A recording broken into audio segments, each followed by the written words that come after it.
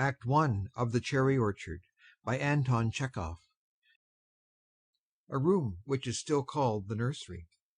One of the doors leads into Anya's room. It is close on sunrise. It is May. The cherry trees are in flower, but it is chilly in the garden. There is an early frost. The windows of the room are shut. Dunyasha comes in with a candle, and Lopakin with a book in his hand. The train's arrived, thank God. What's the time? It will soon be 2. Blows out candle. It is light already. How much was the train late? 2 hours at least. Yawns and stretches himself. I've made a rotten mess of it. I came here on purpose to meet them at the station, and then overslept myself. In my chair. It's a pity. I wish you'd wakened me. I thought you'd gone away. Listening. I think I hear them coming. Listens. No. They've got to collect their luggage and so on. Lubov Andreevna has been living abroad for 5 years. I don't know what she'll be like now. She's a good sort. An easy, simple person. I remember when I was a boy of 15. My father, who is dead, he used to keep a shop in the village here, hit me on the face with his fist, and my nose bled. We had gone into the yard together for something or other, and he was a little drunk. Lubov Andreevna, as I remember her now, was still young and very thin, and she took me to the washstand, here in this very room, the nursery. She said, "Don't cry, little man. It'll be all right in time for your wedding." Little man. My father was a peasant, it's true, but here I am in a white waistcoat and yellow shoes, a pearl out of an oyster. I'm rich now, with lots of money, but just think about it and examine me, and you'll find I'm still a peasant, down to the marrow of my bones. Here, I've been reading this book, but I understood nothing. I read and fell asleep. The dogs didn't sleep all night. They know that they're coming. What's up with you, Dunyasha? My hands are shaking. I shall faint. You're too sensitive, Dunyasha. You dress just like a lady, and you do your hair like one, too. You oughtn't. You should know your place. Yepikhodov enters with a bouquet. He wears a short jacket and brilliantly polished boots, which squeak audibly. He drops the bouquet as he enters, then picks it up. The gardener sent these. Says they're to go into the dining room. Gives the bouquet to Dunyasha. And you'll bring me some kvass? Very well. Exit. There's a frost this morning, 3 degrees, and the cherry trees are all in flower. I can't approve of our climate. I can't. Our climate is indisposed to favour us even this once. And, Yermolai Alexeyevich, allow me to say to you, in addition, that I bought myself some boots 2 days ago, and I beg to assure you that they squeak in a perfectly unbearable manner. What shall I put on them? Go away. You bore me. Some misfortune happens to me every day, but I don't complain. I'm used to it, and I can smile. Dunyasha comes in and brings Lopakin some kvass. I shall go. Knocks over a chair. There, you see, if I may use the word, what circumstances I am in, so to speak. It is even simply marvellous. Exit. I may confess to you, Yermolai Alexeyevich, that Epikhodov has proposed to me. Ah.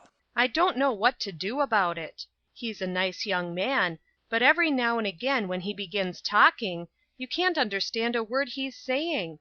I think I like him. He's madly in love with me. He's an unlucky man. Every day something happens. We tease him about it. They call him 22 troubles. Listens. There they come, I think. They're coming. What's the matter with me? I'm cold all over. There they are, right enough. Let's go and meet them. Will she know me? We haven't seen each other for 5 years. I shall faint in a minute. Oh, I'm fainting. 2 carriages are heard driving up to the house. Lopakin and Dunyasha quickly go out. The stage is empty. A noise begins in the next room. Fiers, leaning on a stick, walks quickly across the stage. He has just been to meet Lubov Andreevna. He wears an old-fashioned livery and a tall hat. He is saying something to himself, but not a word of it can be made out. The noise behind the stage gets louder and louder. A voice is heard. "Let's go in there." Enter Lubov Andreevna, Anya, and Charlotta Ivanovna with a little dog on a chain, and all dressed in traveling clothes. Varya in a long coat and with a kerchief on her head. Gaev, Simeon Pishin, Lopakin, Dunyasha with a parcel and an umbrella, and a servant with luggage, all cross the room. Let's come through here. Do you remember what this room is, Mother? Lubov, joyfully through her tears. The nursery! How cold it is. My hands are quite numb. To Lubov Andreevna. Your rooms, the white one and the violet one, are just as they used to be, Mother. My dear nursery! Oh, you beautiful room! I used to sleep here when I was a baby. And here I am like a little girl again. Kisses her brother, Varya, then her brother again. And Varya is just as she used to be, just like a nun. And I knew Dunyasha. Kisses her. The train was 2 hours late. There now, how's that for punctuality? Charlotta, to Pishin. My dog eats nuts too. Think of that now. All go out except Anya and Dunyasha. We did have to wait for you. Takes off Anya's cloak and hat. I didn't get any sleep for 4 nights on the journey. I'm awfully cold. You went away during Lent when it was snowing and frosty, but now? Darling! Laughs and kisses her. We did have to wait for you, my joy, my pet. I must tell you at once, I can't bear to wait a minute. Something else now? The clerk Epikhodov proposed to me after Easter. Always the same.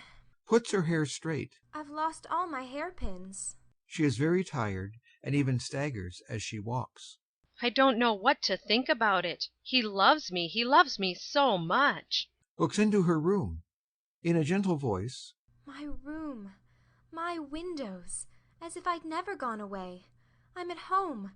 Tomorrow morning I'll get up and have a run in the garden. Oh, if I could only get to sleep.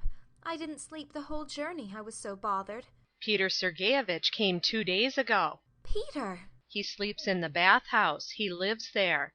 He said he was afraid he'd be in the way. Looks at her pocket watch. I ought to wake him, but Barbara Mikhailovna told me not to. Don't wake him, she said. Enter Varya, a bunch of keys on her belt. Dunyasha, some coffee, quick. Mother wants some. This minute. Exit. Well, you've come. Glory be to God. Home again. Caressing her. My darling is back again. My pretty one is back again. I did have an awful time, I tell you. I can just imagine it. I went away in Holy Week. It was very cold then. Charlotta talked the whole way and would go on performing her tricks. Why did you tie Charlotta on to me? You couldn't go alone, darling, at 17. We went to Paris. It's cold there and snowing. I talk French perfectly horribly. My mother lives on the 5th floor. I go to her, and find her there with various Frenchmen, women, an old abbé with a book, and everything in tobacco smoke and with no comfort at all. I suddenly became very sorry for Mother, so sorry that I took her head in my arms and hugged her and wouldn't let her go. Then Mother started hugging me and crying. Varya, weeping. Oh, don't say any more. Don't say any more. She's already sold her villa near Mentone. She's nothing left, nothing. And I haven't a kopeck left either. We only just managed to get here. And Mother won't understand. We had dinner at a station. She asked for all the expensive things and tipped the waiters 1 ruble each. And Charlotta too. Yasha wants his share too. It's too bad. Mother's got a footman now, Yasha. We've brought him here. I saw the wretch. How's business? Has the interest been paid? Not much chance of that. Oh, God. Oh, God. The place will be sold in August. Oh, God. Lopakin looks in at the door and moos. Moo. Exit. Varya, through her tears. I'd like to. Shakes her fist. Anya embraces Varya softly. Varya, Has he proposed to you? Varya shakes head. But he loves you. Why don't you make up your minds? Why do you keep on waiting? I think that it will all come to nothing. He's a busy man. I'm not his affair. He pays no attention to me. Bless the man, I don't want to see him. But everybody talks about our marriage, everybody congratulates me, and there's nothing in it at all. It's all like a dream. You've got a brooch like a bee. Anya, sadly, Mother bought it. goes into her room and talks lightly, like a child. In Paris I went up in a balloon. My darlings come back. My pretty ones come back. Dunyasha has already returned with the coffee pot and is making the coffee. Varya stands near the door. I go about all day, looking after the house, and I think all the time, if only you could marry a rich man, then I'd be happy and would go away somewhere by myself, then to Kiev, to Moscow, and so on, from one holy place to another. I'd tramp and tramp. Oh, that would be splendid. The birds are singing in the garden. What time is it now? It must be getting on for 3. Time you went to sleep, darling. Goes into Anya's room. Splendid. Enter Yasha with a plaid shawl and a traveling bag. Yasha, crossing the stage, politely. May I go this way? I hardly knew you, Yasha. You have changed abroad. And who are you? When you went away, I was only so high. Showing with her hand. I'm Dunyasha, the daughter of Theodore Kozoyedov. You don't remember. Oh, you little cucumber. Looks round and embraces her. Ah! She screams and drops the saucer. Yasha goes out quickly. Varya, in the doorway, in an angry voice. What's that? Dunyasha, through her tears. I've broken a saucer. It may bring luck. Anya, coming out of her room. We must tell Mother that Peter's here. I told them not to wake him. Father died 6 years ago, and a month later my brother Grisha was drowned in the river. Such a dear little boy of 7. Mother couldn't bear it. She went away without looking round. Shudders. How I understand her, if only she knew. And Peter Trofimov was Grisha's tutor. He might tell her. Enter Fiers in a short jacket and white waistcoat. Fiers goes to the coffee pot nervously. The mistress is going to have some food here. Puts on white gloves. Is the coffee ready? To Dunyasha severely. Ew, where's the cream? Oh, dear me. Rapid exit. Fiers, fussing round the coffee pot. Oh, you bungler. Back from Paris. The master went to Paris once. In a carriage. What are you talking about, Fiers? I beg your pardon. The mistress is home again. I have lived to see her. Don't care if I die now. Weeps with joy. Enter Lubov Andreevna, Gaev, Lopakin, and Simeon Pishin. The latter in a long jacket of thin cloth and loose trousers. Gaev, coming in, moves his arms and body about as if he is playing billiards. Let me remember now. Red into the corner, twice into the centre. Right into the pocket. Once upon a time you and I used both to sleep in this room, and now I'm 51. It does seem strange. Yes, time does go. Who does? I said that time does go. It smells of patchouli here. I'm going to bed. Good night, Mother. Kisses her. My lovely little one. Kisses her hand. Glad to be at home? I can't get over it. Good night, Uncle. Kisses her face and hands. God be with you. How you do resemble your mother. To his sister. You were just like her at her age, Luba. Anya gives her hand to Lopakin and Pishin and goes out, shutting the door behind her. She's awfully tired. It is a very long journey. Varya to Lopakin and Pishin. Well, sirs, it's getting on for 3. Quite time you went. You're just the same as ever, Varya. Draws her close and kisses her. I'll have some coffee now, then we'll all go. Fiers lays a cushion under her feet. Thank you, dear.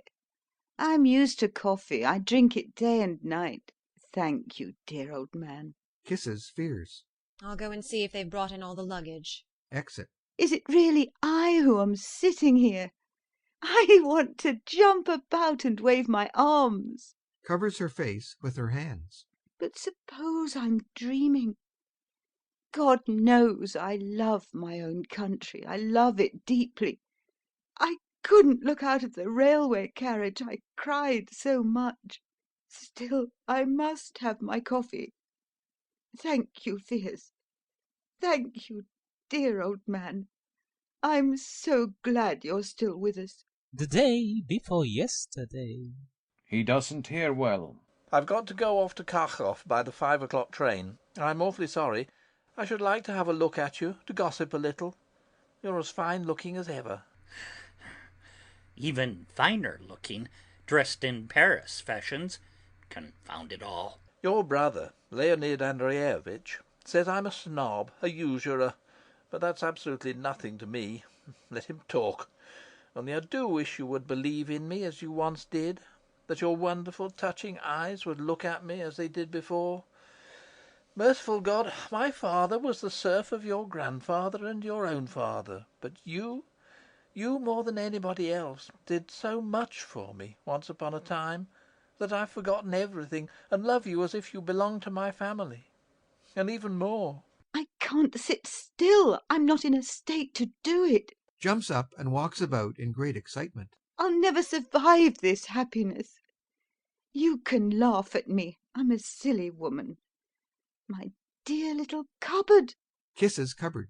My little table. Nurse has died in your absence. Lubov sits and drinks coffee. Yes, bless her soul.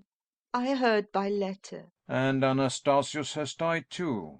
Peter Kosoy has left me and now lives in town with the commissioner of police. Takes a box of sugar candy out of his pocket and sucks a piece. My daughter Dashenka sends her love. I want to say something very pleasant, very delightful to you. Looks at his watch. I'm going away at once. I haven't much time, but I'll tell you all about it in 2 or 3 words. As you already know, your cherry orchard is to be sold to pay your debts, and the sale is fixed for August the 22nd. But you needn't be alarmed, dear madam. You may sleep in peace. There's a way out. Here's my plan. Please attend carefully. Your estate is only 13 miles from the town. The railway runs by, and if the cherry orchard and the land by the river are broken up into building lots and are then leased off for villas, you'll get at least 25,000 roubles a year profit out of it. How utterly absurd. I don't understand you at all, Yermolai Alexeyevich. You will get 25 roubles a year for each desyatin from the leaseholders at the very least. And if you advertise now, I'm willing to bet that you won't have a vacant plot left by the autumn. They'll all go. In a word, you're saved. I congratulate you. Only, of course, you'll have to put things straight and clean up. For instance, you'll have to pull down all the old buildings, this house, which isn't any use to anybody now, and cut down the old cherry orchard. Cut it down? My dear man, you must excuse me, but you don't understand anything at all. If there's anything interesting or remarkable in the whole province, it's this cherry orchard of ours. The only remarkable thing about the orchard is that it's very large. It only bears fruit every other year, and even then you don't know what to do with them. Nobody buys any. This orchard is mentioned in the encyclopedic dictionary. Lopakin looks at his watch. If we can't think of anything and don't make up our minds to anything, then on August 22nd, both the cherry orchard and the whole estate will be up for auction. Make up your mind. I swear there's no other way out. I'll swear it again. In the old days, 40 or 50 years back, they dried the cherries, soaked them and pickled them, and made jam of them. And it used to happen that... Be quiet, Fears. And then we would send the dried cherries off in carts to Moscow and Kharkov. And money. And the dried cherries were soft, juicy, sweet, and nicely scented. They knew the way. What was the way? They have forgotten. Nobody remembers. Pishin to Lubov Andreevna. What about Paris, eh? Did you eat frogs? I ate crocodiles. To think of that now. Up to now in the villages there were only the gentry and the labourers, and now the people who live in villas have arrived. All towns now, even small ones, are surrounded by villas, and it's safe to say that in 20 years' time the villa resident will be all over the place. At present he sits on his balcony and drinks tea, but it may well come to pass that he'll begin to cultivate his patch of land, and then your cherry orchard will be happy, rich, splendid. What rot! Enter Varya and Yasha. There are 2 telegrams for you, little mother. Picks out a key and noisily unlocks an antique cupboard. Here they are. They're from Paris. Tears them up without reading them.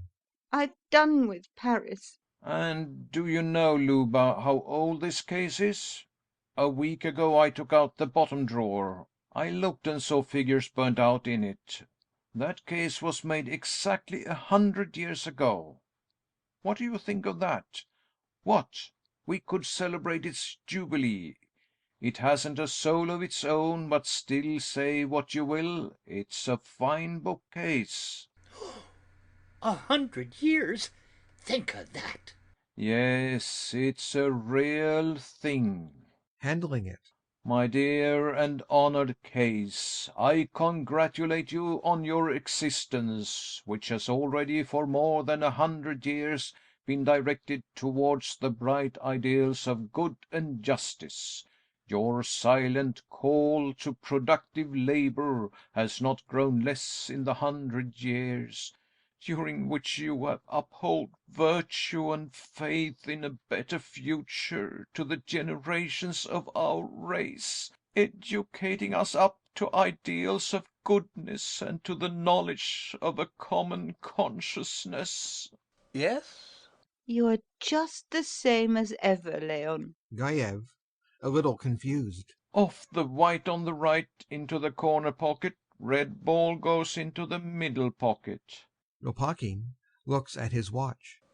It's time I went. Yasha, giving Lubov Andreevna her medicine. Will you take your pills now?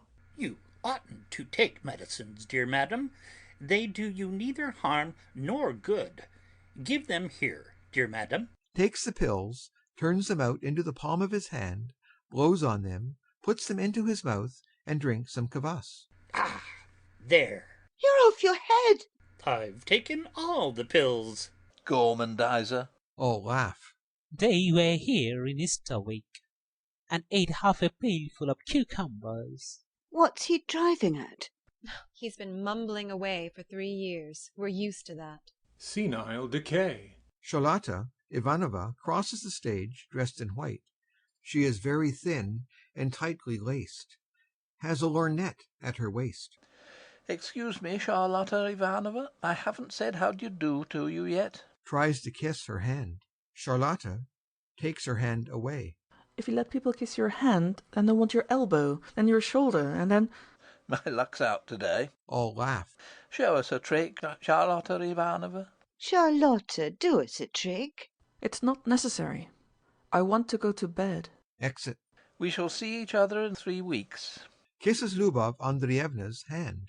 Now, goodbye. It's time to go. To Gaev. See you again. Kisses Pishin. Au revoir. Gives his hand to Varya, then to Fiers, and to Yasha. I don't want to go away. To Lubov Andreevna. If you think about the villas and make up your mind, then just let me know, and I'll raise a loan of 50,000 roubles at once. Think about it seriously. Do go now. I'm going. Exit. Snob, still I beg pardon. Varya's going to marry him. He is Varya's young man. Don't talk too much, uncle. Why not, Varya? I should be very glad. He's a good man. To speak the honest truth, he's a worthy man. And my Dashinka also says that. She says lots of things.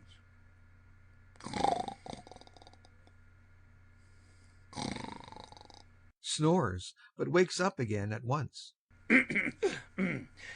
But still, dear madam, if you could lend me 240 roubles to pay the interest on my mortgage tomorrow. We haven't got it. We haven't got it. It's quite true. I've nothing at all. I'll find it all right. I never lose hope. I used to think everything's lost now. I'm a dead man. When, lo and behold, a railway was built over my land. They paid me for it.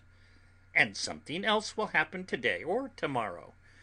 Dashenka may win 20,000 roubles. She's got a lottery ticket. The coffee's all gone. We can go to bed. Fears, brushing Gayev's trousers in an insistent tone. You have put on the wrong trousers again. What am I to do with you? Anya's asleep. Opens window quietly. The sun has risen already. It isn't cold. Look, little mother, what lovely trees, and the air. The starlings are singing. Gayev opens the other window. The whole garden's white. You haven't forgotten, Luban? There's that long avenue going straight like a stretched strap. It shines on moonlight nights. Do you remember? You haven't forgotten? Lubov looks out into the garden. Oh, my childhood, days of my innocence.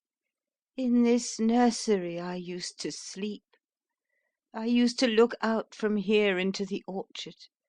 Happiness used to wake with me every morning. And then it was just as it is now. Nothing has changed. Oh, it's all white. Oh, my orchard. After the dark autumns and the cold winters, you're young again, full of happiness. The angels of heaven haven't left you. If only I could take my heavy burden off my breast and shoulders, if I could forget my past. Yes, and they'll sell this orchard to pay off debts. How strange it seems. Look, there's my dead mother going in the orchard, dressed in white. That's she. Where? God bless you, little mother. There's nobody there. I thought I saw somebody. On the right, at the turning by the summer house, a white little tree bent down, looking just like a woman. Enter Trofimov in a worn student uniform and spectacles. What a marvellous garden! White masses of flowers, the blue sky. Lyubov Andreevna! She looks round at him. I only want to show myself and I'll go away. Kisses her hand warmly. I was told to wait till the morning, but I didn't have the patience. Lyubov Andreevna looks surprised. It's Peter Trofimov. Peter Trofimov, once the tutor of your Grisha. Have I changed so much? Lyubov Andreevna embraces him and cries softly. That's enough. That's enough, Luba. But I told you, Peter, to wait till tomorrow. Oh,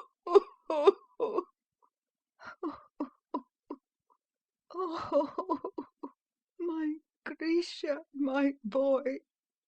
Grisha, my son. Oh. What are we to do, little mother? It's the will of God. It's all right.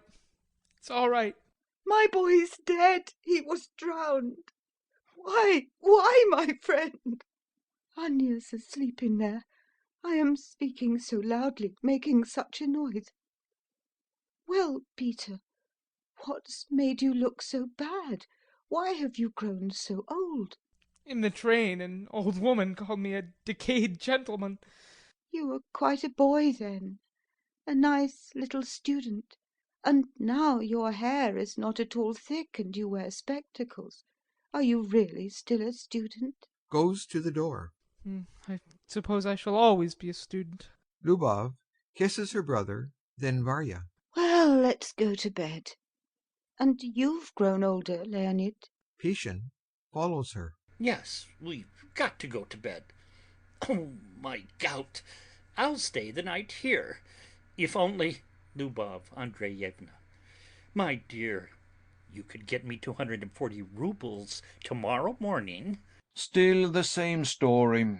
240 roubles to pay the interest on the mortgage. I haven't any money, dear man.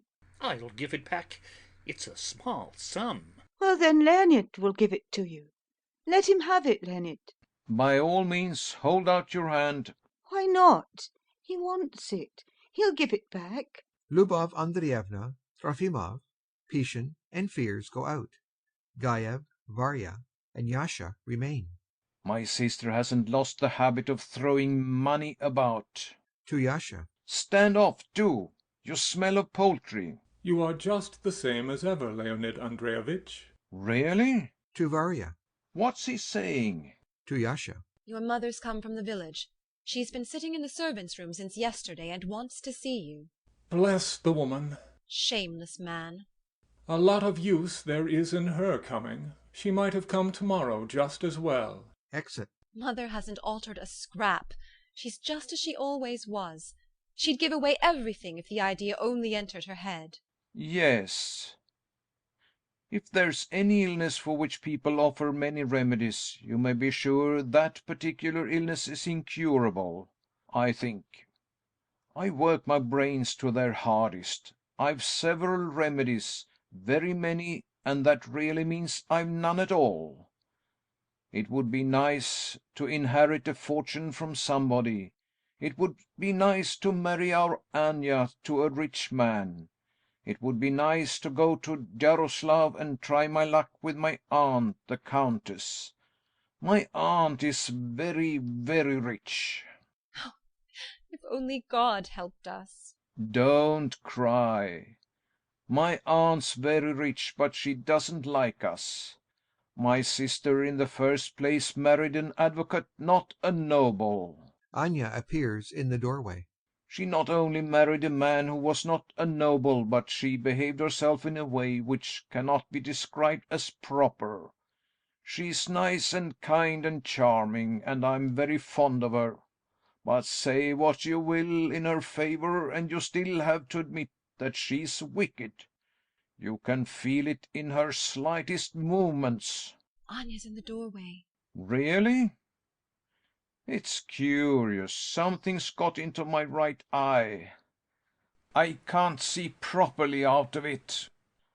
And on Thursday, when I was at the district court. Enter Anya. Why aren't you in bed, Anya? Can't sleep. It's no good. My darling. Kisses Anya's face and hands. My child. You're not my niece. You're my angel. You're my all. Believe in me. Believe. I do believe in you, Uncle. Everybody loves and respects you. But, Uncle dear, you ought to say nothing, no more than that. What were you saying just now about my mother, your own sister? Why did you say those things? Yes, yes. Covers his face with her hand. Yes, really, it was awful. Save me, my God. And only just now I made a speech before a bookcase. It's so silly. And only when I'd finished I knew how silly it was. Yes, Uncle dear, you really ought to say less. Keep quiet, that's all. You'd be so much happier in yourself if you only kept quiet.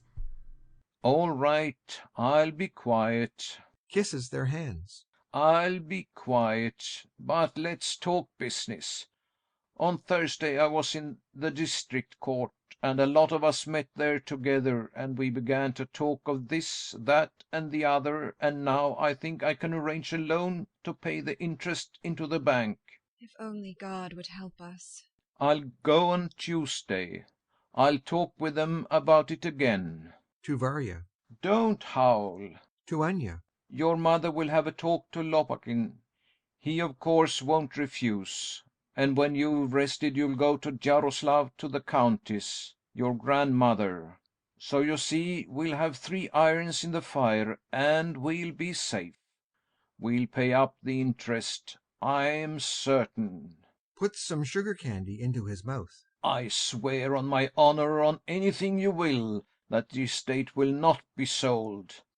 I swear on my happiness, here's my hand.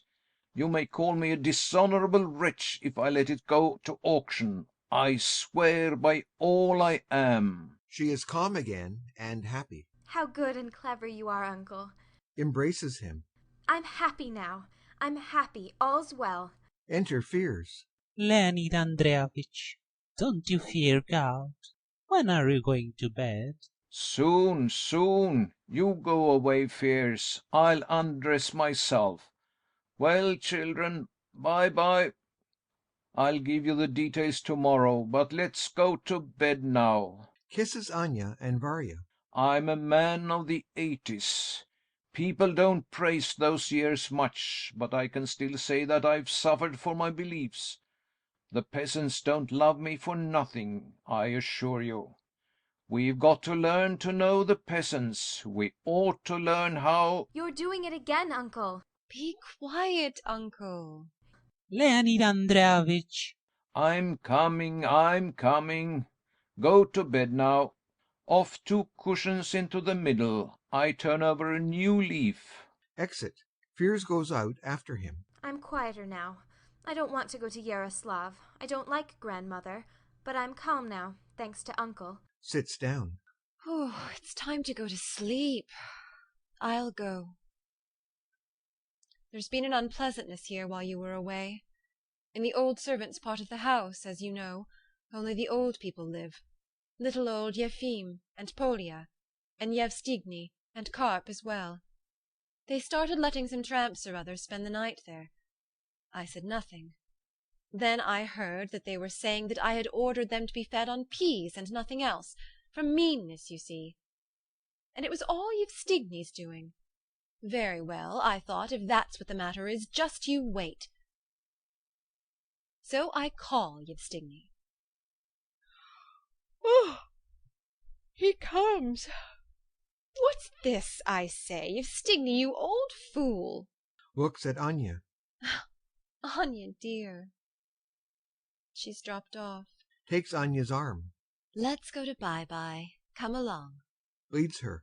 My darling's gone to sleep. Come on. They go. In the distance, the other side of the orchard, a shepherd plays his pipe. Trofimov crosses the stage and stops on seeing Varya and Anya. Shh. She's asleep. Asleep. Come on, dear. I'm so tired. All the bells. Uncle, dear. Mother and uncle. Come on, dear. Come on. They go into Anya's room. My son. My spring. Curtain. End of Act 1. Act 2. In a field, an old crooked shrine, which has been long abandoned. Near it a well and large stones, which apparently are old tombstones, and an old garden seat. The road is seen to Gaev's estate. On one side rise dark poplars. Behind them begins the cherry orchard. In the distance is a row of telegraph poles, and far, far away on the horizon are the indistinct signs of a large town, which can only be seen on the finest and clearest days. It is close on sunset. Charlotta, Yasha, and Dunyasha are sitting on the seat. Yipokadov stands by and plays on a guitar. All seem thoughtful. Charlotta wears a man's old peaked cap. She has unslung a rifle from her shoulders and is putting to rights the buckle on the strap. I haven't a real passport. I don't know how old I am, but I think I'm young. When I was a little girl, my father and mother used to go round fairs and give very good performances, and I used to do the salto mortale and various little things. And when Papa and Mamma died, a German lady took me to her and began to teach me. I liked it. I grew up and became a governess. And where I came from and who I am, I don't know. Who my parents were? Perhaps they weren't married. I don't know. Takes a cucumber out of her pocket and eats. I don't know anything. I do want to talk, but I haven't anybody to talk to. I haven't anybody at all. Yipokadov plays on the guitar and sings. What is this noisy earth to me? What matter friends and foes? I do like playing on the mandolin. That's a guitar, not a mandolin. Looks at herself in a little mirror and powders herself. For the enamoured madman, this is a mandolin. Yasha sings too. Oh, that the heart was warmed by all the flames of love returned. These people sing terribly. Phew, like jackals. To Yasha. Still, it must be nice to live abroad. Yes, certainly. I cannot differ from you there. Yawns and lights a cigar. That is perfectly natural. Abroad everything is in full complexity. That goes without saying. I'm an educated man. I read various remarkable books, but I cannot understand the direction I myself want to go, whether to live or to shoot myself, as it were. So in case, I always carry a revolver about with me. Here it is. Shows a revolver. I've done. Now I'll go. Slings the rifle. You, Yepikadov, are a very clever man, and very terrible. Women must be madly in love with you. Going. These wise ones are all so stupid. I've nobody to talk to. I'm always alone. Alone. I've nobody at all, and I don't know who I am or why I live. Exit slowly.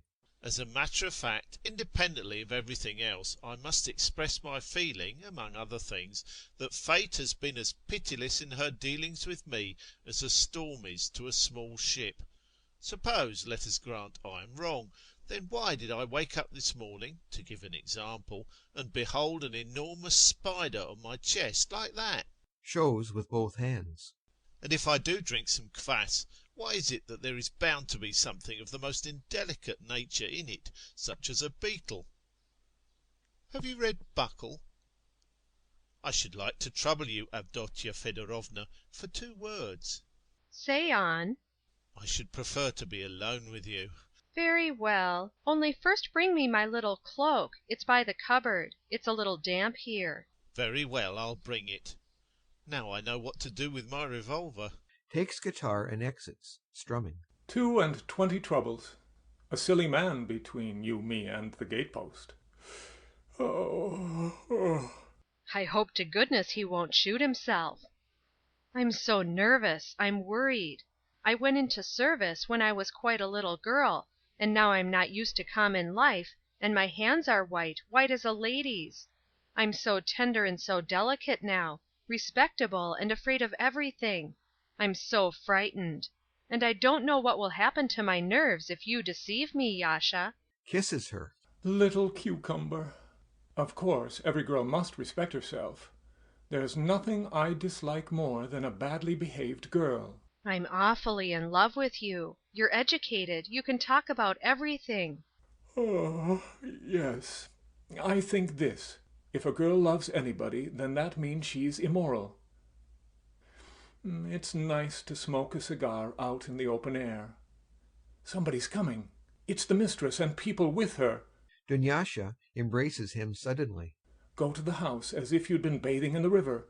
Go by this path, or they'll meet you and will think that I've been meeting you. I can't stand that sort of thing. My head's aching because of your cigar. Exit. Yasha remains, sitting by the shrine. Enter Lubov Andreevna, Gaev, and Lopakin. You must make up your mind definitely. There's no time to waste. The question is perfectly plain. Are you willing to let the land for villas or no? Just one word, yes or no. Just one word. Who's smoking horrible cigars here? Sits. They built that railway. That's made this place very handy. Sits. Went to town and had lunch. Read in the middle. I'd like to go in now and have just one game. You'll have time. Just one word. Give me an answer. Really? Looks in her purse. I had a lot of money yesterday, but there's very little today. My poor Varya feeds everybody on milk soup to save money. In the kitchen the old people only get peas, and I spend recklessly. Drops the purse, scattering gold coins. They're all over the place. Permit me to pick them up. collects the coins. Please do, Yasha. And why did I go and have lunch there? A horrid restaurant with band and tablecloth smelling of soap. Why do you drink so much, Leon? Why do you eat so much? Why do you talk so much? You talked again too much today in the restaurant, and it wasn't at all to the point. About the 70s and about decadence. And to whom? Talking to the waiters about decadence. Yes. Gaev waves his hand. I can't be cured, that's obvious. Irritably to Yasha. What's the matter? Why do you keep twisting about in front of me? I can't listen to your voice without laughing. Gaev to his sister. Either he or I. Go away, Yasha. Get out of this. Yasha gives purse to Lubov Andreevna. I'll go at once. Hardly able to keep from laughing. This minute. Exit. That rich man Deriganov is preparing to buy your estate. They say he'll come to the sale himself. Where did you hear that? They say so in town. Our Yaroslav aunt has promised to send something, but I don't know when or how much. How much will she send? 100,000 roubles? Or 2, perhaps? I'd be glad of 10 or 15,000. You must excuse my saying so, but I've never met such frivolous people as you before, or anybody so unbusinesslike and peculiar. Here I am telling you in plain language that your estate will be sold, and you don't seem to understand. What are we to do? Tell us, what? I tell you every day. I say the same thing every day. Both the cherry orchard and the land must be leased off for villas, and at once, immediately. The auction is staring you in the face. Understand? Once you do definitely make up your mind to the villas, then you'll have as much money as you want, and you'll be saved. Villas and villa residents. It's so vulgar. Excuse me. I entirely agree with you. I must cry or yell or faint. I can't stand it. You're too much for me. To Gaev. You old woman. Really? Old woman. Going out. No, don't go away. Do stop. Be a dear. Please. Perhaps we'll find some way out. What's the good of trying to think? Please don't go away. It's nicer when you're here. I keep on waiting for something to happen, as if the house is going to collapse over our heads. Double in the corner, across the middle. We have been too sinful. What sins have you committed? Puts candy into his mouth. They say that I've eaten all my substance in sugar candies. Oh, my sins. I've always scattered money about without holding myself in, like a madwoman. And I married a man who made nothing but debts. My husband died of champagne. He drank terribly. And to my misfortune I fell in love with another man and went off with him. And just at that time, it was my first punishment, a blow that hit me right on the head. Here, in the river, my boy was drowned. And I went away, quite away, never to return, never to see this river again. I shut my eyes and ran without thinking, but he ran after me, without pity, without respect. I bought a villa near Mentone because he fell ill there. And for 3 years I knew no rest either by day or night. The sick man wore me out, and my soul dried up. And last year, when they had sold the villa to pay my debts, I went away to Paris. And there he robbed me of all I had, and threw me over and went off with another woman. I tried to poison myself. It was so silly, so shameful. And suddenly I longed to be back in Russia, my own land, with my little girl. Lord, Lord, be merciful to me, forgive me my sins, punish me no more. I had this today from Paris. He begs my forgiveness. He implores me to return.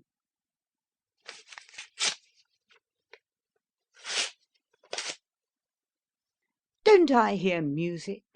That is our celebrated Jewish band. You remember? 4 violins, a flute, and a double bass. So it still exists. It would be nice if they came along some evening. I can't hear. For money will the Germans make a Frenchman of a Russian. I saw such an awfully funny thing at the theatre last night. I'm quite sure there wasn't anything at all funny. You oughtn't to go and see plays. You ought to go and look at yourself. What a grey life you lead. What a lot you talk unnecessarily. It's true. To speak the straight truth, we live a silly life. My father was a peasant, an idiot. He understood nothing. He didn't teach me. He was always drunk, and always used a stick on me. In point of fact, I'm a fool and an idiot too. I've never learnt anything. My handwriting is bad. I write so that I'm quite ashamed before people, like a pig. You ought to get married, my friend. Yes, that's true. Why not to our Varia? She's a nice girl. Yes? She's quite homely in her ways, works all day, and what matters most, she's in love with you. And you've liked her for a long time. Well, I don't mind. She's a nice girl. I'm offered a place in the bank, 6,000 roubles a year. Did you hear? What's the matter with you? Stay where you are. Interferes with an overcoat to Gaev. Please, sir, put this on. It's damp. Putting it on. You're a nuisance, old man. It's all very well. You went away this morning without telling me. Examining Gaev. How old you've grown, Fiers. I beg your pardon? She says you've grown very old. I've been alive a long time. They were already getting ready to marry me before your father was born. And when the emancipation came, I was already first fella. Only I didn't agree with the emancipation and remained with my people. I remember everybody was happy, but they didn't know why. It was very good for them in the old days. At any rate, they used to beat them. Rather, the pageants kept the distance from the masters, and the masters kept the distance from the pageants. But now everything is all anyhow, and you can't understand anything. Be quiet, Fiers. I've got to go to town tomorrow. I've been promised an introduction to a general who may lend me money on a bill. Nothing will come of it, and you won't pay your interest, don't you worry. He's talking rubbish. There's no general at all. Enter Trofimov, Anya, and Varya. Here they are. Mother's sitting down here. Come, come, my dears. Embracing Anya and Varya. If you two only knew how much I love you. Sit down next to me, like that. All sit down. Our eternal student is always with the ladies. That's not your business. He'll soon be 50, and he's still a student. Leave off your silly jokes. Getting angry, eh? Silly. Shut up, can't you? I wonder what you think of me. I think, Yermolai Alexeyevich, that you are a rich man, and you'll soon be a millionaire. Just as the wild beast which eats everything it finds is needed for changes to take place in matter, so you are needed too. All laugh. Better tell us something about the planets, Peter. No, let's go on with yesterday's talk. About what? About the proud man. Yesterday we talked for a long time, but we didn't come to anything in the end. There's something mystical about the proud man in your sense. Perhaps you are right from your point of view, but if you take the matter simply without complicating it, then what pride can there be, what sense can there be in it if a man is imperfectly made, physiologically speaking, In the vast majority of cases he is coarse and stupid and deeply unhappy. We must stop admiring one another. We must work. Nothing more. You'll die all the same. Who knows? And what does it mean, you'll die? Perhaps a man has 100 senses, and when he dies, only the 5 known to us are destroyed, and the remaining 95 are left alive. How clever of you, Peter. Oh, awfully. The human race progresses, perfecting its powers. Everything that is unattainable now will someday be near at hand and comprehensible. But we must work, we must help with all our strength those who seek to know what fate will bring. Meanwhile, in Russia, only a very few of us work. The vast majority of those intellectuals whom I know seek for nothing, do nothing, and are at present incapable of hard work. They call themselves intellectual, but they use thou and thee to their servants. They treat the peasants like animals. They learn badly. They read nothing seriously. They do absolutely nothing. About science they only talk. About art they understand little. They are all serious. They all have severe faces. They all talk about important things. They philosophize, and at the same time the vast majority of us, 99 out of 100, live like savages, fighting and cursing at the slightest opportunity, eating filthily, sleeping in the dirt, in stuffiness with fleas, stinks, smells, moral filth, and so on, and it's obvious that all our nice talk is only carried on to distract ourselves and others. Tell me, where are these creches we hear so much of? And where are those reading rooms? People only write novels about them. They don't really exist. Only dirt, vulgarity, and Asiatic plagues really exist. I'm afraid, and I don't at all like serious faces. I don't like serious conversations. Let's be quiet sooner. You know, I get up at 5 every morning. I work from morning till evening. I'm always dealing with money, my own and other people's, and I see what people are like. You've only got to begin to do anything to find out how few honest, honourable people there are. Sometimes when I can't sleep I think, oh Lord, you've given us huge forests, infinite fields, and endless horizons, and we, living here, ought really to be giants. You want giants, do you? They're only good in stories, and even there they frighten one. Yepikodov enters at the back of the stage, playing his guitar. Yepikodov's there. Yepikodov's there. The sun's set, ladies and gentlemen. Yes. O nature, thou art wonderful. Thou shinest with eternal radiance.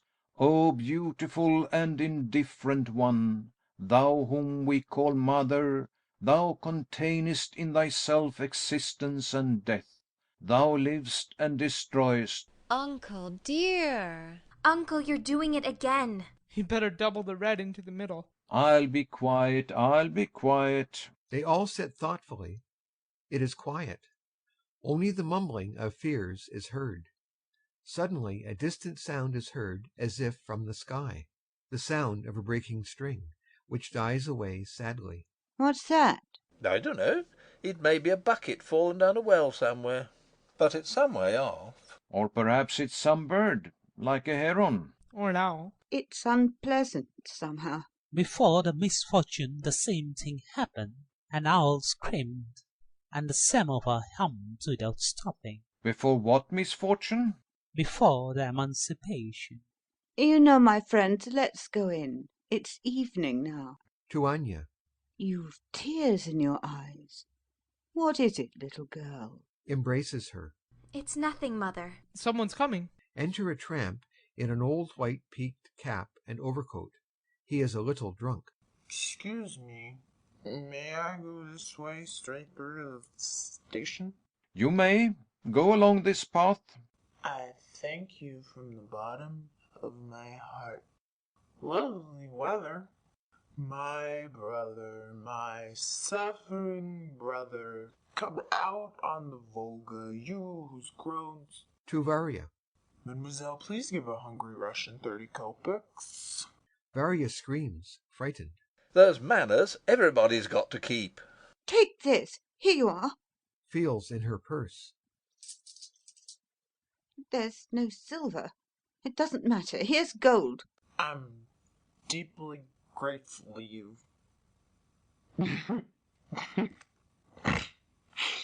Exit. I'm going. I'm going.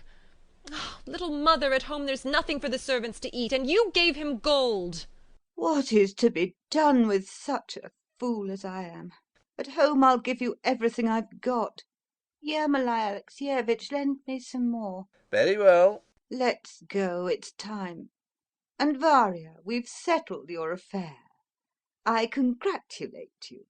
You shouldn't joke about this, mother. Oh, feel me. Get thee to a nunnery. My hands are all trembling. I haven't played billiards for a long time. Oh, feel me, nymph. Remember me in thine orisons. Come along, it'll soon be supper time. He did frighten me. My heart is beating hard. Let me remind you, ladies and gentlemen, on August 22nd, the cherry orchard will be sold. Think of that. Think of that. All go out except Trofimov and Anya. Thanks to the tramp who frightened Barbara, we're alone now. Varya's afraid we may fall in love with each other, and won't get away from us for days on end. Her narrow mind won't allow her to understand that we are above love, to escape all the petty and deceptive things which prevent our being happy and free. That is the aim and meaning of our lives. Forward! We go irresistibly on to that bright star which burns there in the distance. Don't lag behind, friends. Anya clapping her hands. How beautifully you talk. It is glorious here today. Yes, the weather is wonderful. What have you done to me, Peter? I don't love the cherry orchard as I used to. I loved it so tenderly. I thought there was no better place in the world than our orchard. All Russia is our orchard. The land is great and beautiful. There are many marvelous places in it. Think, Anya. Your grandfather, your great-grandfather, and all your ancestors were serf owners. They owned living souls. And now, doesn't something human look at you from every cherry in the orchard? Every leaf and every stalk? Don't you hear voices? Oh, it's awful! Your orchard is terrible! And when in the evening or at night you walk through the orchard, then the old bark on the trees sheds a dim light, and the old cherry trees seem to be dreaming of all that was 100, 200 years ago, and are oppressed by their heavy visions. Still, at any rate, we've left those 200 years behind us. So far, we've gained nothing at all. We don't yet know what the past is to be to us. We only philosophize, we complain that we are dull, or we drink vodka. For it's so clear that in order to begin to live in the present, we must first redeem the past. And that can only be done by suffering, by strenuous, uninterrupted labor. Understand that, Anya. The house in which we live has long ceased to be our house. I shall go away. I give you my word. If you have the housekeeping keys, throw them down the well and go away. Be as free as the wind. How nicely you said that. Believe me, Anya, believe me. I'm not 30 yet. I'm young. I'm still a student, but I have undergone a great deal. I'm as hungry as the winter. I'm ill. I'm shaken. I'm as poor as a beggar. And where haven't I been? Fate has tossed me everywhere. But my soul is always my own. Every minute of the day and the night it is filled with unspeakable presentiments. I know that happiness is coming, Anya. I see it already. The moon is rising. Yepikadov is heard playing the same sad song on his guitar. The moon rises. Somewhere by the poplars, Varya is looking for Anya and calling, "Anya, where are you?" Yes, the moon has risen. There is happiness. There it comes. It comes nearer and nearer. I hear its steps already. And if we do not see it, we shall not know it. But what does that matter? Others will see it. Anya, where are you? Oh, that's Varya again. Disgraceful! Never mind. Let's go to the river. It's nice there. Let's go. They go out. Anya! Anya! Curtain. End of Act 2. Act 3. A reception room cut off from a drawing room by an arch. Chandelier lighted. A Jewish band, the one mentioned in Act 2, is heard playing in another room. Evening. In the drawing room the Grand Ronde is being danced. Voice of Simeon Pishin. Promenade à un père. Dancers come into the reception room. The first pair are Pishin and Charlotta Ivanova. The second, Trofimov and Lubov Andreevna. The third, Anya and the post office clerk.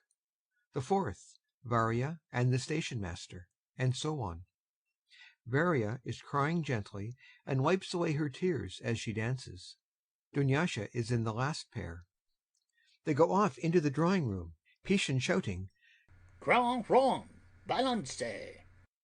And Les cavaliers à genoux, et remerciez vos dames. Fiers, in a dress coat, carries a tray with seltzer water across. Enter Pishin and Trofimov from the drawing room. I'm full-blooded and have already had 2 strokes. It's hard for me to dance, but, as they say, if you're in Rome, you must do as Rome does. I've got the strength of a horse. My dead father, who liked a joke, peace to his bones, used to say, talking of our ancestors, that the ancient stock of the Simeon Pishins was descended from that identical horse that Caligula made a senator. Sits. But the trouble is, I've no money. A hungry dog only believes in meat. Snores and wakes up again immediately. So, I only believe in money.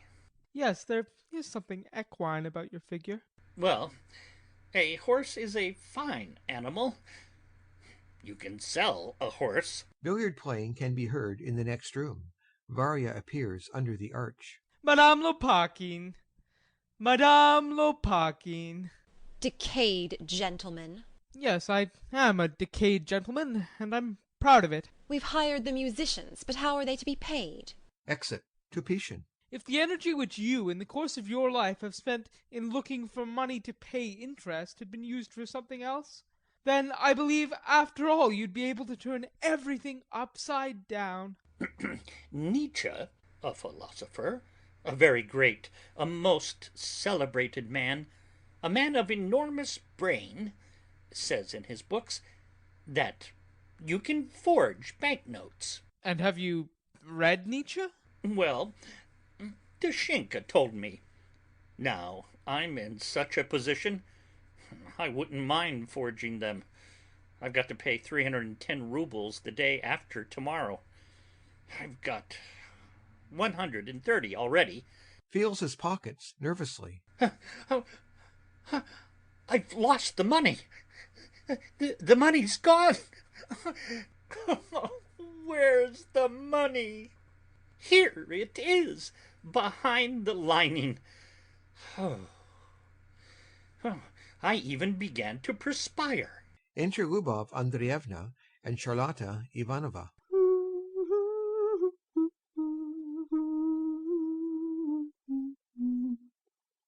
Why is Leonid away so long? What's he doing in town? Dunyasha, give the musicians some tea. Business is off, I suppose. And the musicians needn't have come. And we needn't have got up this ball. Well, never mind. Sits and sings softly.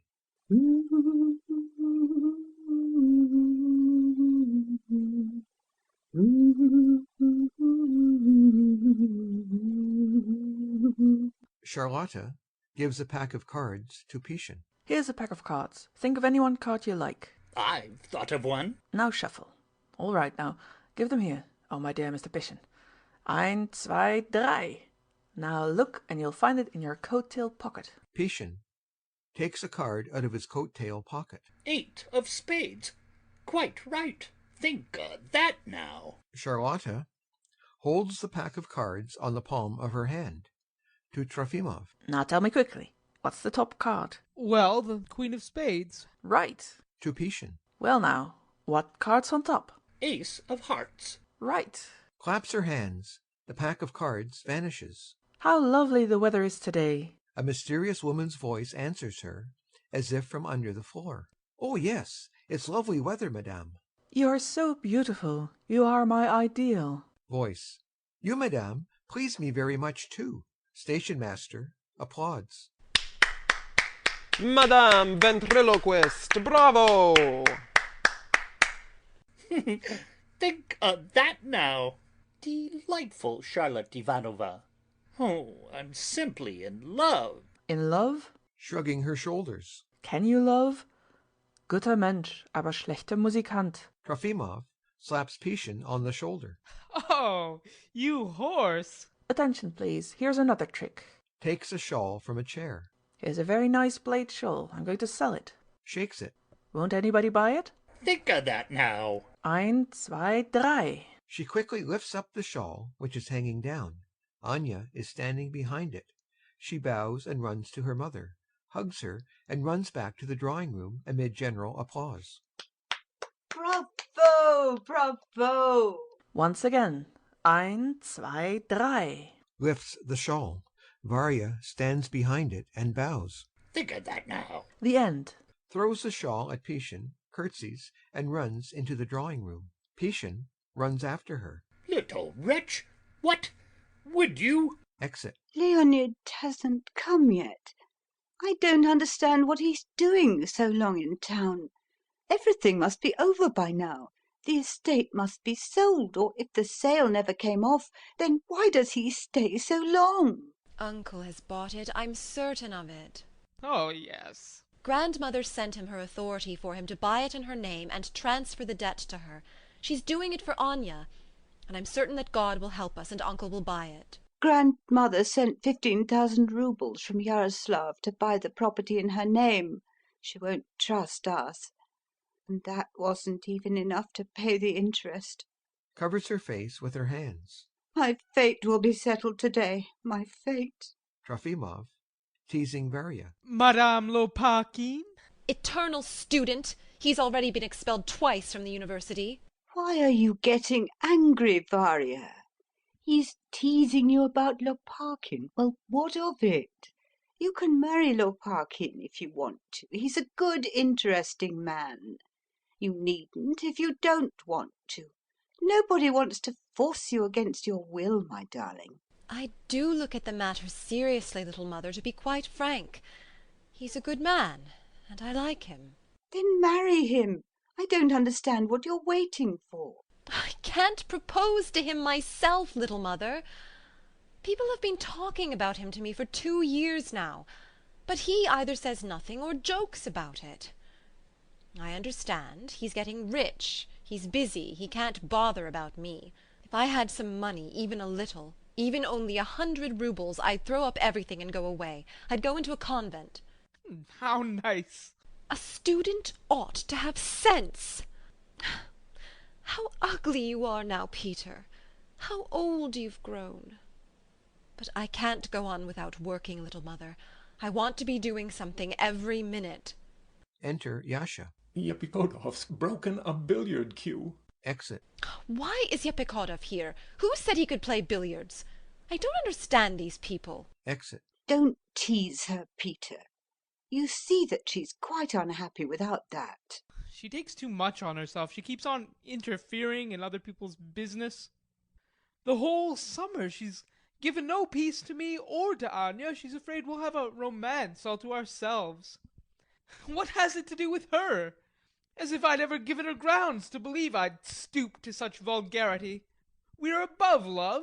Then I suppose I must be beneath love. Why isn't Leonid here? If I only knew whether the estate is sold or not. The disaster seems to me so improbable that I don't know what to think. I'm all at sea. I may scream or do something silly. Save me, Peter. Say something. Say something. Isn't it all the same whether the estate is sold today or isn't? It's been all up with it for a long time. There's no turning back. The path's grown over. Be calm, dear. You shouldn't deceive yourself. For once in your life, at any rate, you must look the truth straight in the face. What truth? You see where truth is and where untruth is. But I seem to have lost my sight and see nothing.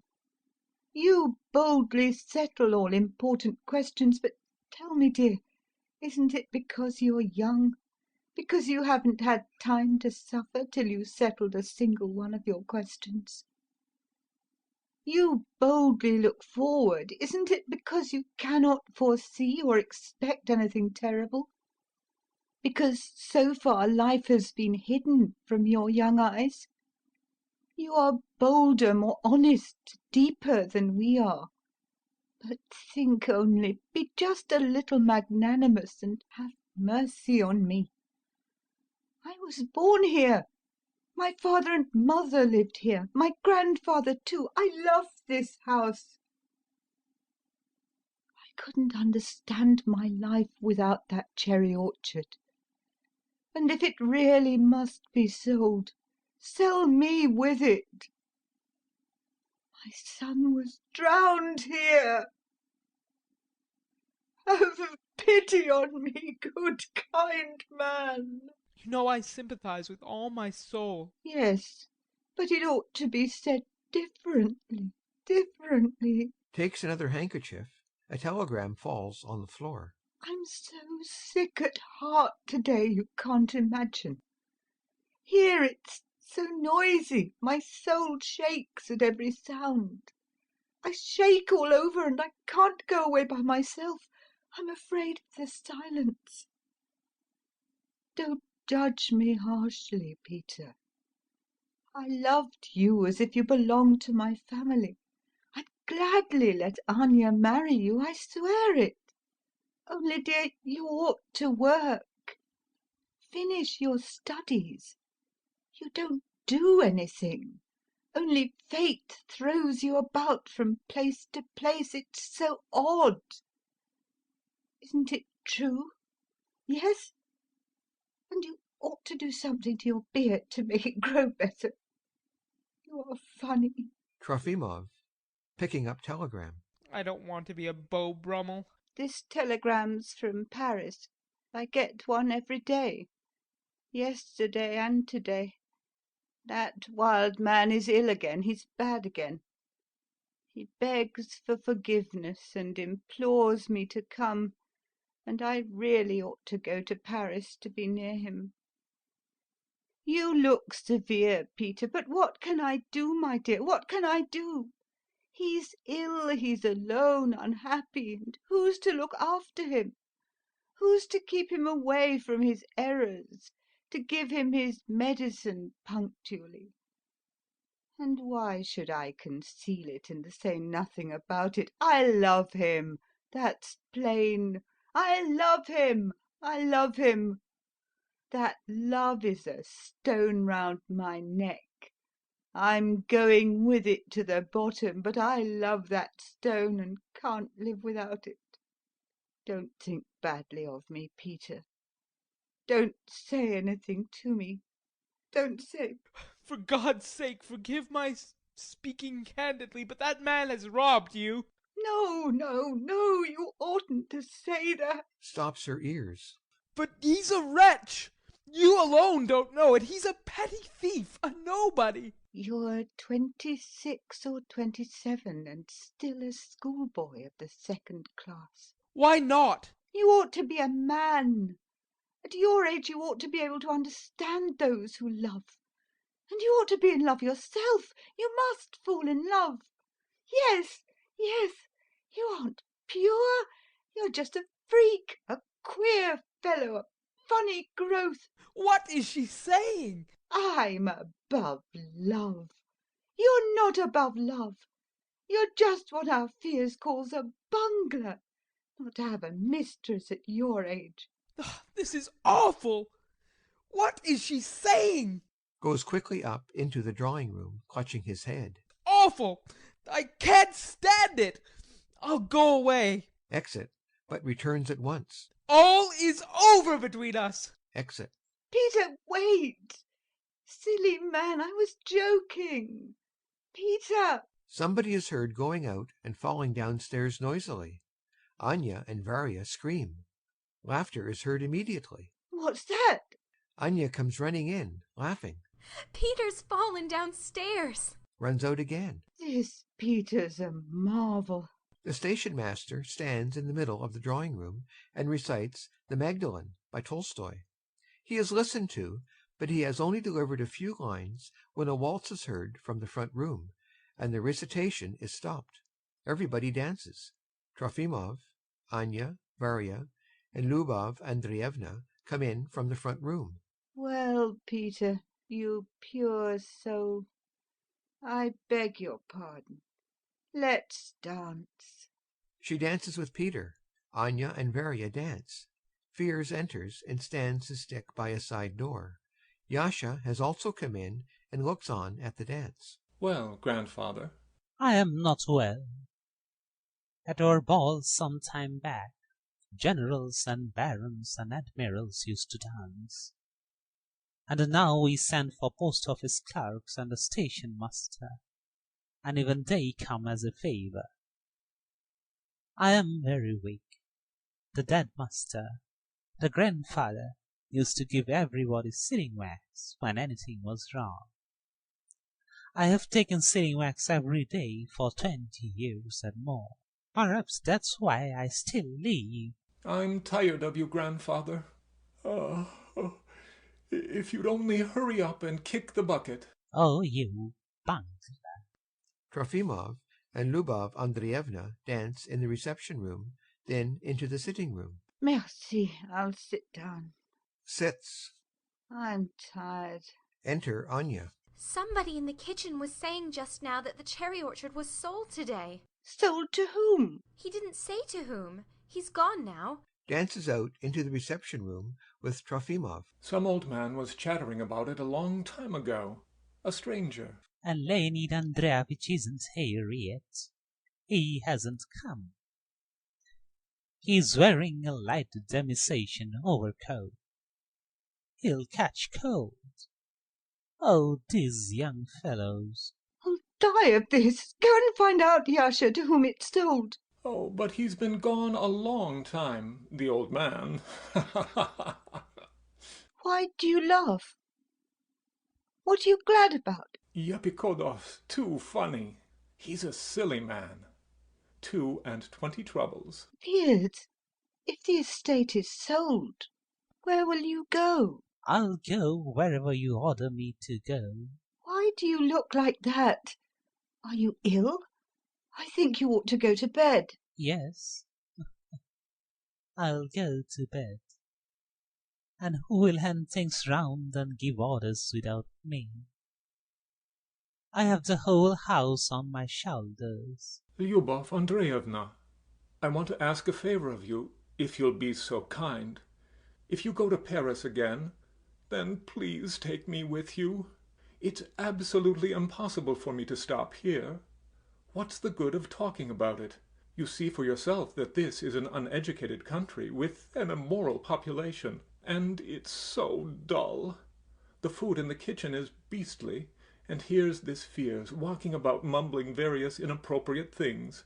Take me with you. Be so kind. Enter Pishin. I come to ask for the pleasure of a little waltz, dear lady. Lubov Andreevna goes to him. But all the same, you wonderful woman, I must have 180 little roubles from you.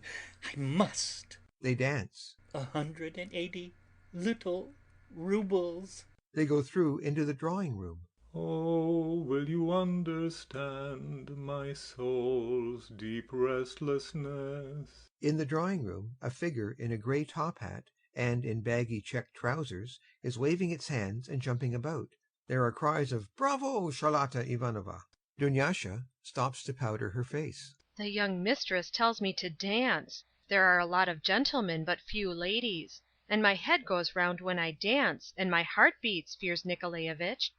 The post office clerk told me something just now which made me catch my breath. The music grows faint. What did he say to you? He says, "You're like a little flower." Impolite. Exit. Like a little flower. I'm such a delicate girl. I simply love words of tenderness. You will lose your head. Enter Epikhodov. You, Avdotya Fedorovna, want to see me no more than if I was some insect. Oh, life! What do you want? Undoubtedly, perhaps you may be right. But certainly, if you regard the matter from the aspect, then you, if I may say so, and you must excuse my candidness, have absolutely reduced me to a state of mind. I know my fate. Every day something unfortunate happens to me, and I've grown used to it a long time ago. I even look at my fate with a smile. You gave me your word, and though I... Please, we'll talk later on, but leave me alone now. I'm meditating now. Plays with her fan. Every day something unfortunate happens to me, and I, if I may so express myself, only smile and even laugh. Varya enters from the drawing-room. Haven't you gone yet, Semyon? You really have no respect for anybody. You go away, Dunyasha. To Epikhodov. You play billiards and break a cue and walk about the drawing-room as if you were a visitor.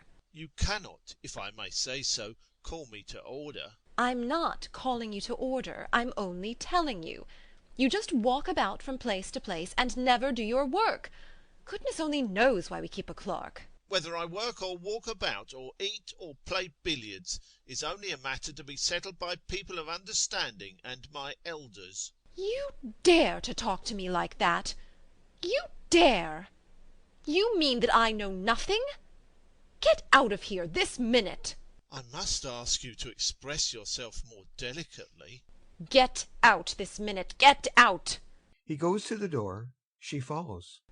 22 troubles. I don't want any sign of you here. I don't want to see anything of you. Epikhodov has gone out.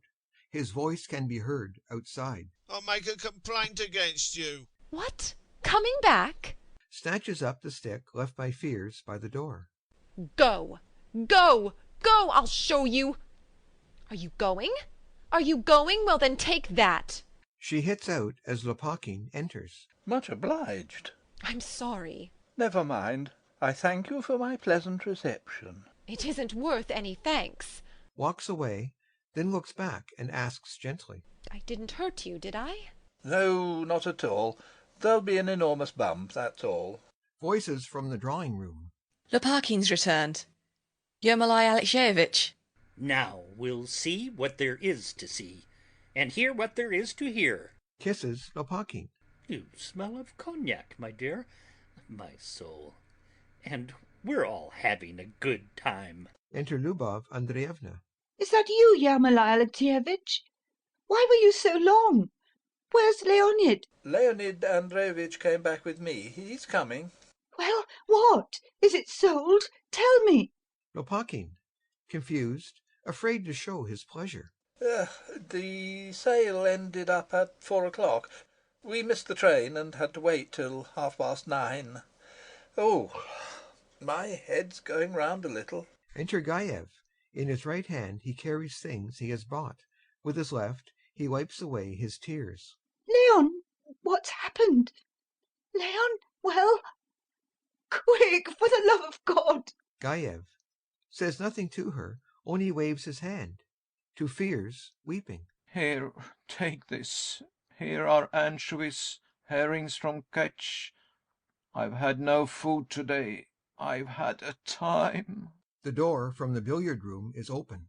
The clicking of the balls is heard, and Yasha's voice. 7:18. Gaev's expression changes. He cries no more. I'm awfully tired. Help me change my clothes, Fiers. Goes out through the drawing-room. Fiers after him. What happened? Come on, tell us. Is the cherry orchard sold? It is sold. Who bought it? I bought it. Lubov Andreevna is overwhelmed. She would fall if she were not standing by an armchair and a table. Varya takes her keys off her belt, throws them on the floor, into the middle of the room, and goes out. I bought it. Wait, ladies and gentlemen, please. My head's going round. I can't talk. Ha ha ha! When we got to the sale, Deriganov was there already. Leonid Andreevitch had only 15,000 roubles, and Deriganov offered 30,000 on top of the mortgage to begin with. I saw how matters were, so I grabbed hold of him and bid 40. He went up to 45. I offered 55. That means he went up by fives and I went up by tens. Well, it came to an end. I bid 90 more than the mortgage, and it stayed with me. The cherry orchard is mine now. Mine! Oh, oh, oh! My God, the cherry orchard's mine! Tell me I'm drunk or mad or dreaming. Don't laugh at me. If my father and grandfather rose from their graves and looked at the whole affair, and saw how their Yermolai, their beaten and uneducated Yermolai, who used to run barefoot in the winter, how that very Yermolai has bought an estate, which is the most beautiful thing in the world. I've bought the estate where my grandfather and my father were slaves, where they weren't even allowed into the kitchen. I'm asleep. It's only a dream, an illusion. It's the fruit of imagination wrapped in the fog of the unknown. Picks up the keys, nicely smiling. She threw down the keys. She wanted to show she was no longer mistress here. Well, it's all one. Here's the band tuning up. Hey, musicians, play. I want to hear you. Come and look at Yermolai Lopakhin laying his axe to the cherry orchard. Come and look at the trees falling. We'll build villas here, and our grandsons and great-grandsons will see a new life here. Play on, music. The band plays. Lubov Andreevna sinks into a chair and weeps bitterly. Lopakhin continues reproachfully. Why, then, why didn't you take my advice? My poor dear woman, you can't go back now.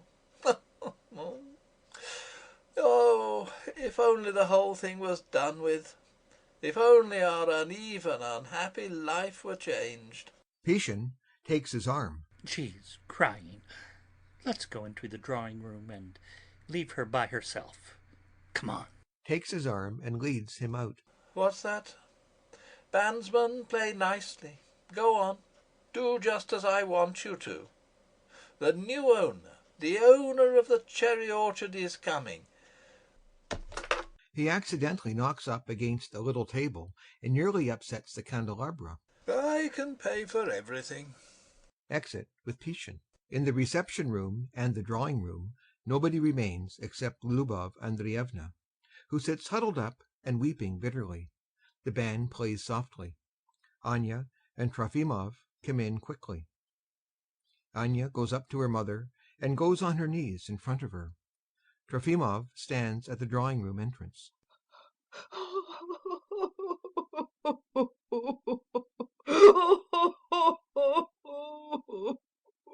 Mother! Mother, are you crying? My dear, kind, good mother, my beautiful mother, I love you. Bless you. The cherry orchard is sold. We've got it no longer. It's true. True. But don't cry, Mother.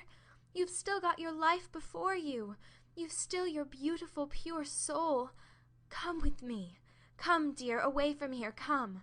We'll plant a new garden, finer than this, and you'll see it, and you'll understand, and deep joy, gentle joy will sink into your soul like the evening sun, and you'll smile, Mother. Come, dear. Let's go. Curtain. End of Act 3. Act 4. The stage is set as for Act 1. There are no curtains on the windows, no pictures, only a few pieces of furniture are left. They are piled up in a corner as if for sale. The emptiness is felt. By the door that leads out of the house and at the back of the stage, portmanteaux and travelling paraphernalia are piled up.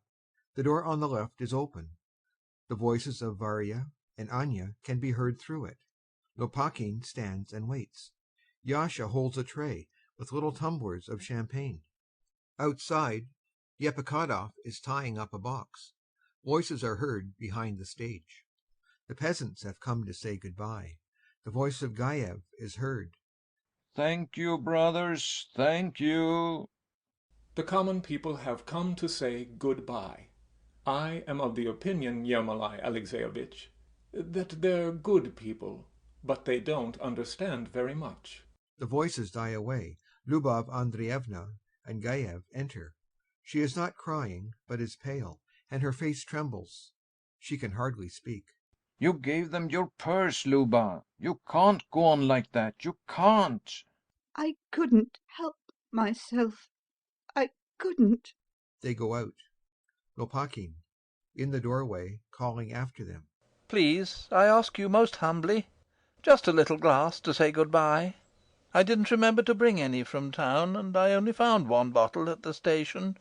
Please do. Won't you really have any? Goes away from the door.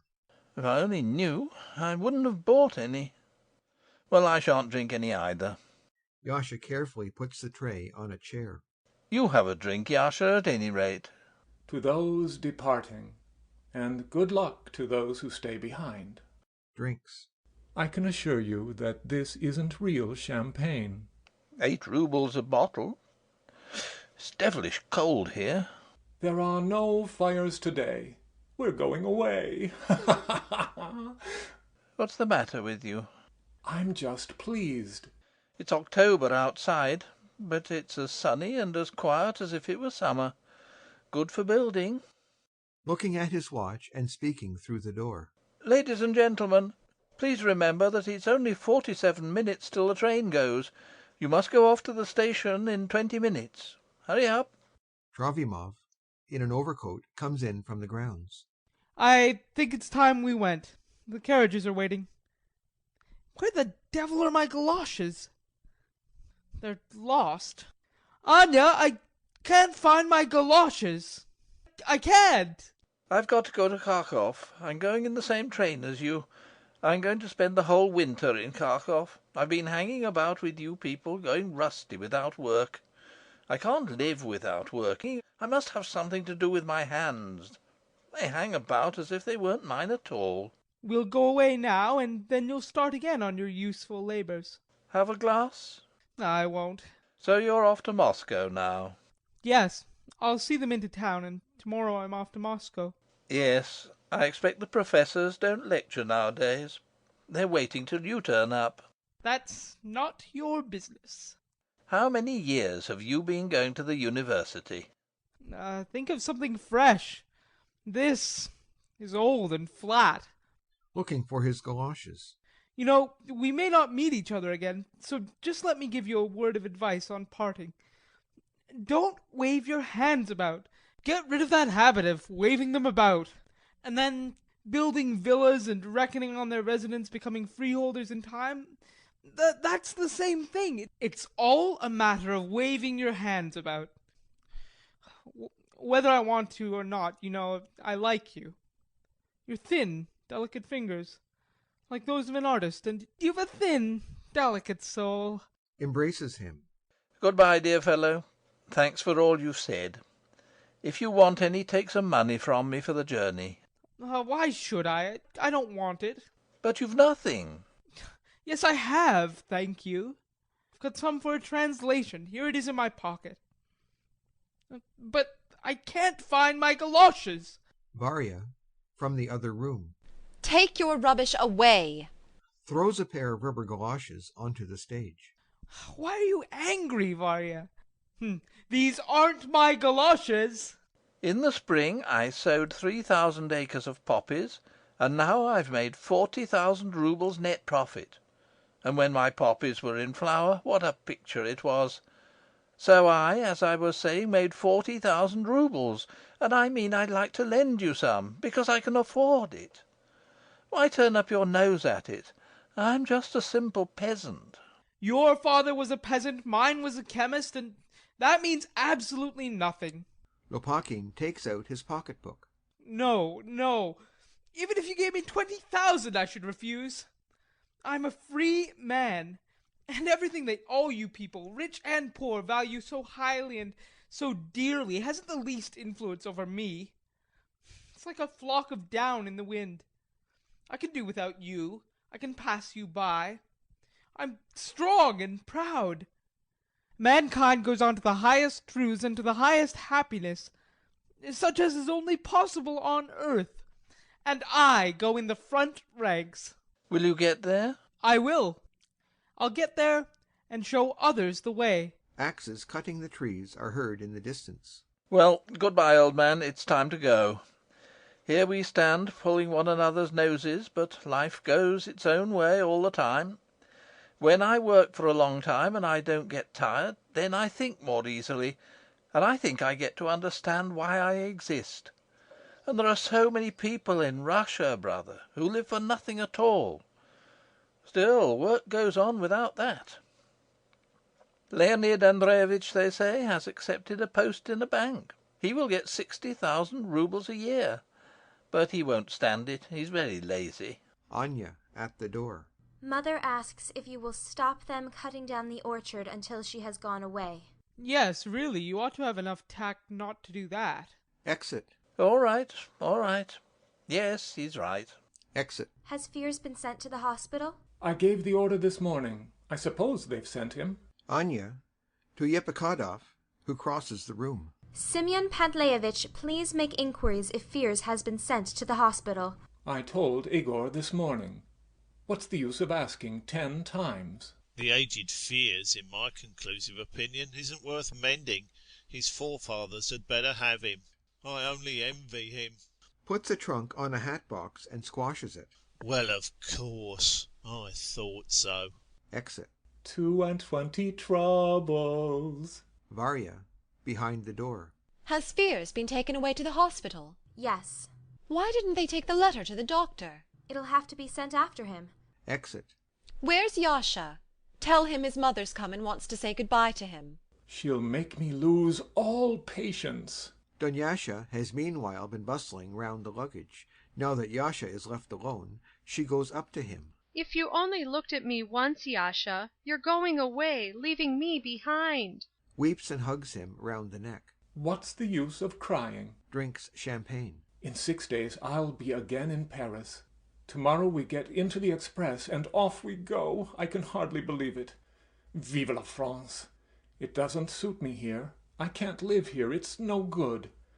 Well, I've seen the uncivilized world. I've had enough of it. What do you want to cry for? You behave yourself properly, and then you won't cry. Dunyasha looks in a small mirror and powders her face. Send me a letter from Paris. You know I loved you, Yasha, so much. I'm a sensitive creature, Yasha. Somebody's coming. He bustles around the luggage, singing softly. Enter Lubov Andreevna, Gayev, Anya, and Charlotta Ivanova. We'd better be off. There's no time left. Looks at Yasha. Somebody smells of herring. We needn't get into our carriages for 10 minutes. Looks round the room. Goodbye, dear house. Old grandfather. The winter will go, the spring will come, and then you'll exist no more. You'll be pulled down. How much these walls have seen. Passionately kisses her daughter. Oh, my treasure, you're radiant. Your eyes flash like 2 jewels.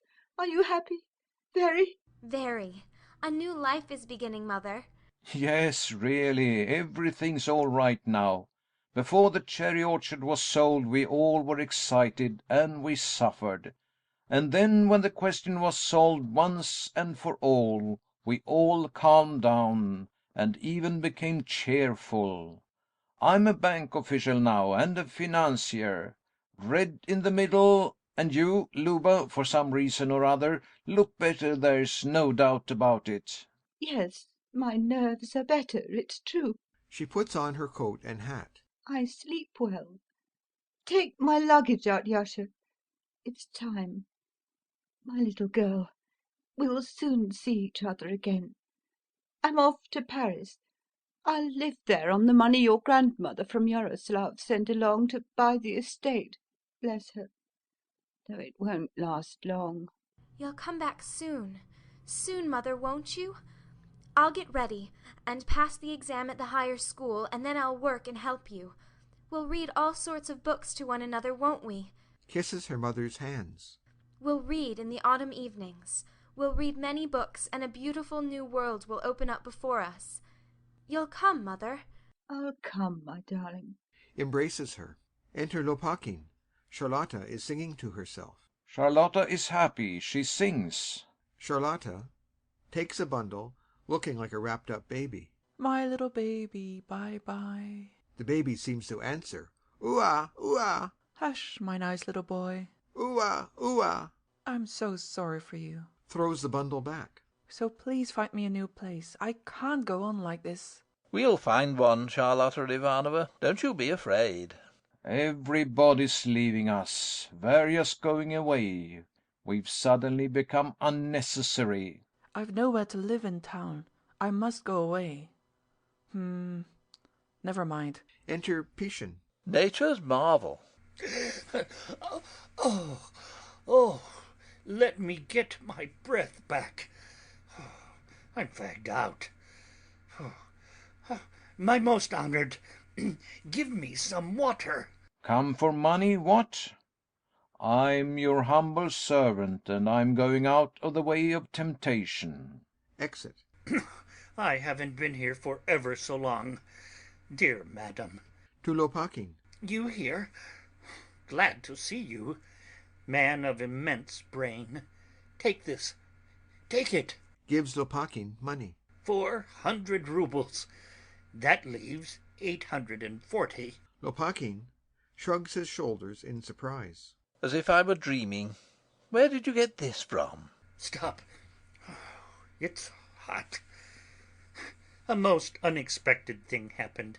Some Englishmen came along and found some white clay on my land.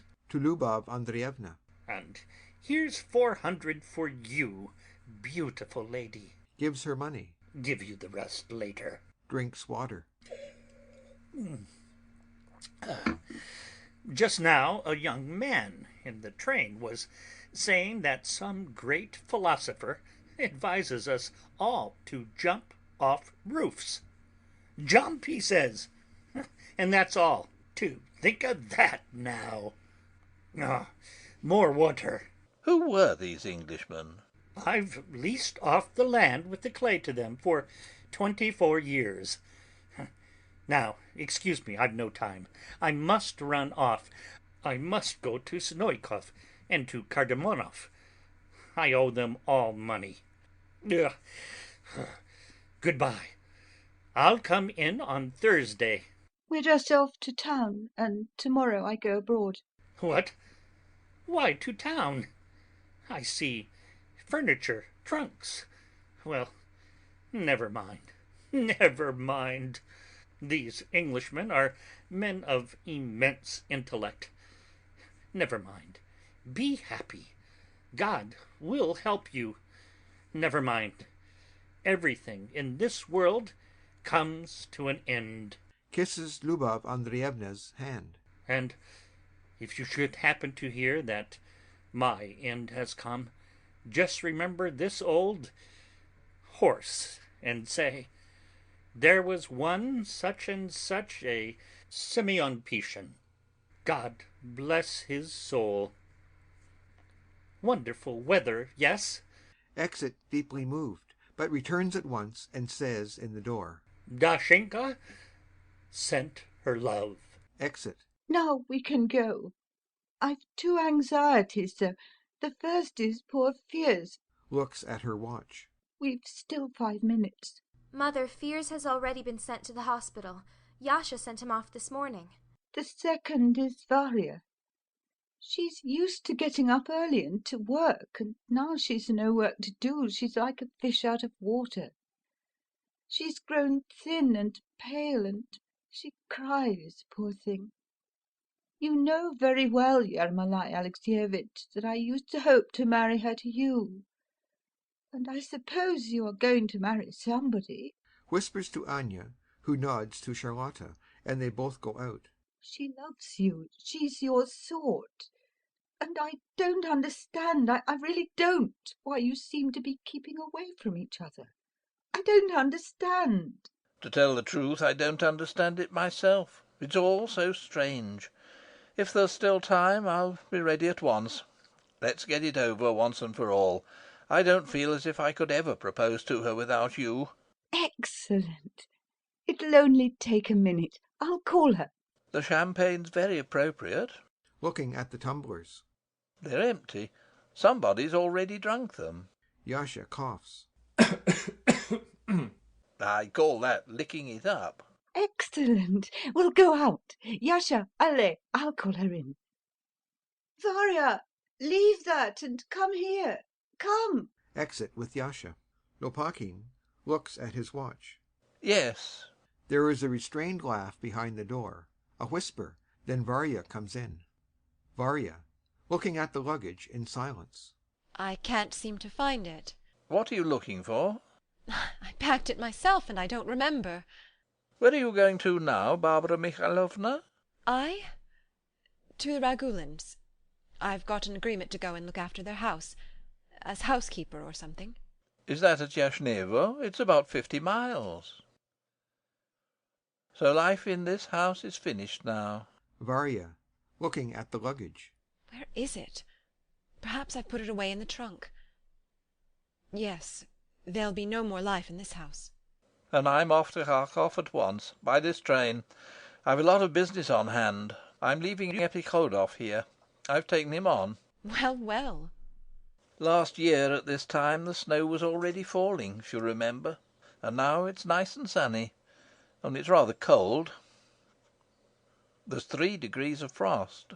I didn't look. And our thermometer's broken. Yermolai Alexeyevich. As if he has long been waiting to be called. This minute. Exit quickly. Varya, sitting on the floor, puts her face on a bundle of clothes and weeps gently. The door opens. Lubov Andreevna enters carefully. Well, we must go. Varya, not crying now, wipes her eyes. Yes. It's quite time, little mother.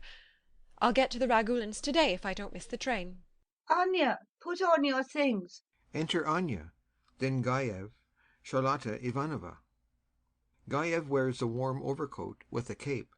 A servant and drivers come in. Yepikhodov bustles around the luggage. Now we can go away. Away?